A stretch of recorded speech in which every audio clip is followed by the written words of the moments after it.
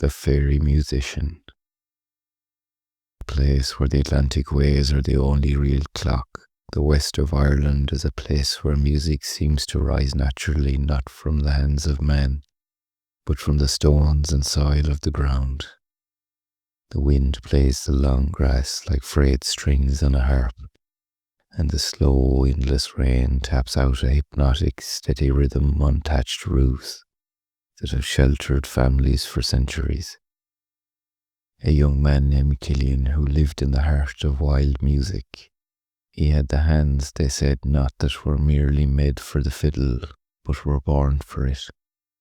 Cillian was known for miles around, not just for his skill, but for the strange, often haunting quality of his tunes. They were a little wilder, a little sweeter, yet carrying a profound sorrow that drew people in and kept them silent. Some called it genius, a gift. Others were not so sure where such perfect, unsettling music could come from. Cillian lived near the coast of County Clare. The land here falls sharply, dramatically into the cold, grey abyss of the Atlantic. It is a place famous for its liss, those ancient circular ring forts of earth and stone. Every local knew these mounds belonged to no man but the Ishi, or folk of the fort, or a name we now often use, Shivi, or even more commonly known as fairies. To interfere with the lists or its inhabitants was to risk one's soul. A midsummer evening, Cillian was returning home from a late music session at the local pub. The porter was good, the music was great. He walked with his fiddle case gripped tight in his hand, making his way to his home. It was late, the moon, the true guiding light of the west, was hidden entirely, and worse, a thick, unnatural fog, the kind that feels heavier than water, had rolled in from the sea. It was a fog that didn't just obscure the path ahead, it muffled the world. It swallowed the sound of his own footsteps, leaving Cillian in a pocket of profound, disorientating silence. He passed the great lists of Lisdoonvarna, a massive earthen ring, all beyond memory. It was a place he always hurried past, eyes fixed on the path, a quiet prayer on his lips. But tonight, the fog made the world too slow, too strange. And then he heard it. It was music, a tune unlike he'd ever heard, or even heard being played by mortal hand. It rose and fell, not like calm seas, but like a tide of pure emotion. It was light, swift, like the flight of a startled bird, yet it carried profound, deep to the soul sadness. It was the sound of story, of eternal yearning. It spoke of all the rapturous joys he had yet to experience, and all the devastating heartbreaks he had yet to feel. It was a reel, a fast, complex reel, that seemed to defy the simple limitations of human hands. It's impossible, but perfect, he thought to himself. Cillian stopped, rooted in the damp path. His entire body was transfixed. He felt a deep, powerful, almost painful ache emitting from the wood of his own fiddle case.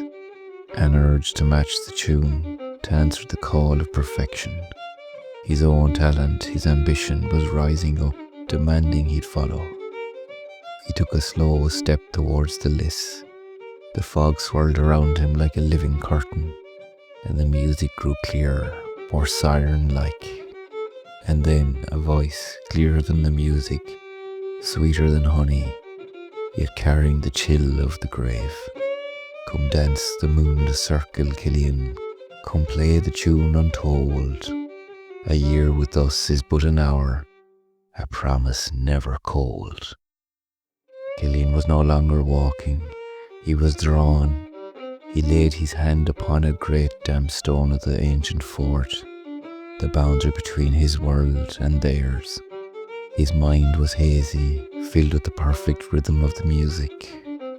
He saw movement within the circle, shapes of silver and pale emerald green, figures dancing with a grace impossible for mortal limbs. A central figure, beautiful to the point of being unsettling, beckoned him in. Their face was perfect, yet strangely hollow, welcoming and profoundly ancient.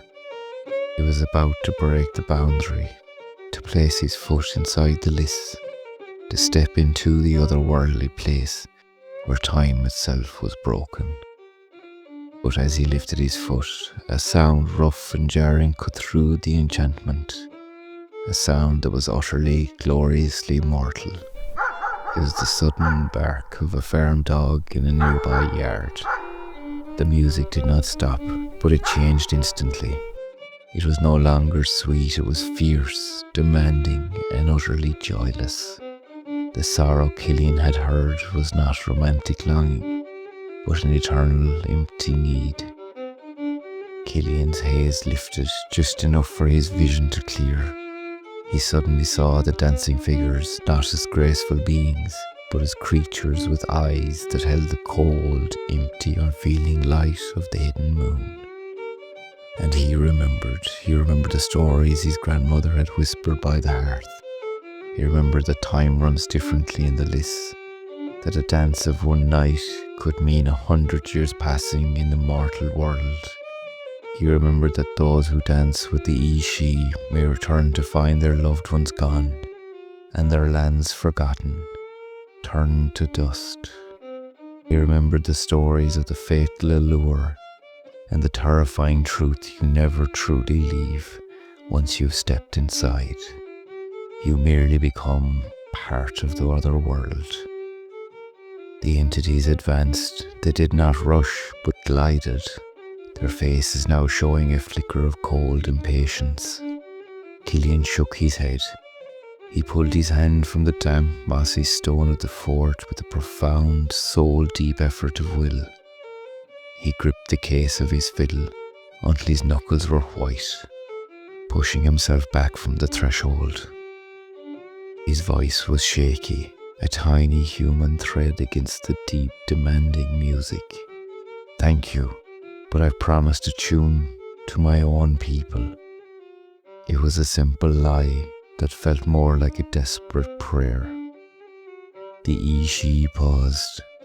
The wild, demanding music seemed to sigh to a sound like the wind passing over dry, lifeless rushes. And then, slowly, gracefully, the figures retreated into the depths of the lists, fading into the swirling fog, the unnatural mist, feeling its power denied, gradually lifted back towards the sea. Cillian stood shaken, unsure if the ordeal had lasted a minute or an hour, or the span of a season. He turned his back on the fort and walked, his eyes fixed on the ground until he reached the true blessed safety of his own wooden front door. Cillian still played his fiddle, but his music had changed forever. He could now play that impossible, beautiful, sorrowful reel he had heard the night in the lists. It was haunting. It was perfect. They called it his masterpiece, his finest piece. But Cillian knew the terrible truth. It was a gift from the Ishi, a curse dressed in the sound of heaven. Every time he played it, the air in the room would grow cold.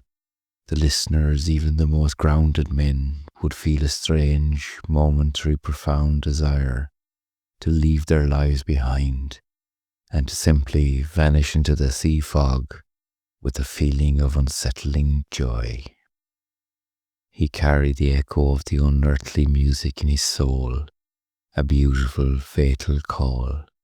His music was not just his own anymore. It was a standing reminder, a constant, terrifying feeling of want from his fiddle, always trying to bring him back to that damp, mossy, ancient circle and hold him there forever. Cillian doesn't share his story. The night he was almost lost from this world forever, but now plays the beautiful, chilling call of the Ishi of Listun Varna. an eternal echo of the great refusal.